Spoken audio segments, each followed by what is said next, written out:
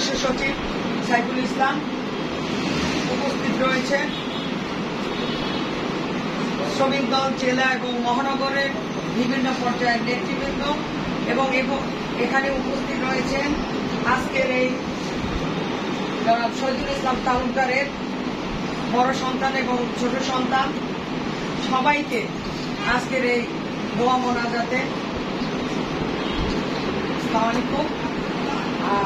প্রথমে আমি বলতে চাই, আজকের আমাদের এই স্বাধীনতা, আমাদের বিজয়ের দ্বার প্রান্তে আমরা বিএনপি, এই সময় আমাদের একজন সংগ্রামী নেতা যিনি রাজপথে অনেক যুদ্ধ করেছেন, আমাদের সহযোদ্ধা, এবং আমি সাধারণ সম্পাদক সদস্য সচিব দুইজনের কাছ থেকে যে শুনলাম যে কুচুকরি মহল সব জায়গায় তাদের কুচুকরি হাত বাড়িয়ে দেয়, এবং তার পরিপ্রেক্ষিতে ওনার আজকে উনি খোলায় ট্রান্সফার হয়ে গেছে। ওনাকে এই সরকারের যে কালো হাত নিষ্পেষিত করেছে তা আমরা তার বড় সন্তানের কাছ থেকে কিছুটা শুনলাম।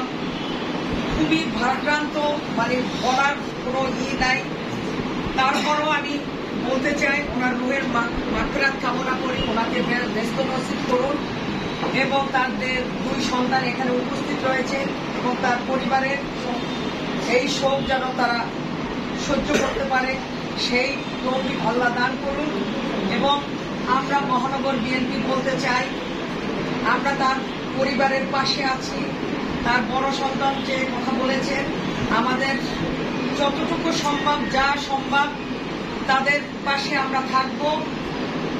আগামী দিনে আমরা বিজয়ের যে দ্বার প্রান্তে আমাদের বিজয় হলে আমরা এই সব ফ্যামিলির পাশে থাকব। তাদের আগামী দিনে তার লেখাপড়া শেষ হয়েছে, চাকরির যদি কোনো সংস্থান আমরা করতে পারি, আমরা সেটা করবো ইনশাআল্লাহ।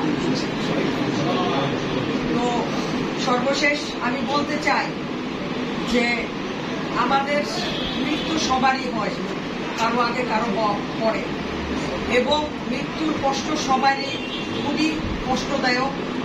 কিন্তু এই সময় যখন আমাদের বিজয় দ্বার প্রান্তে আমরা, এই সময় আমাদের সহযোদ্ধা যিনি আমাদের সম্পূর্ণ বিজয় দেখে যেতে পারলেন না, এটা আসলেই কষ্টদায়ক।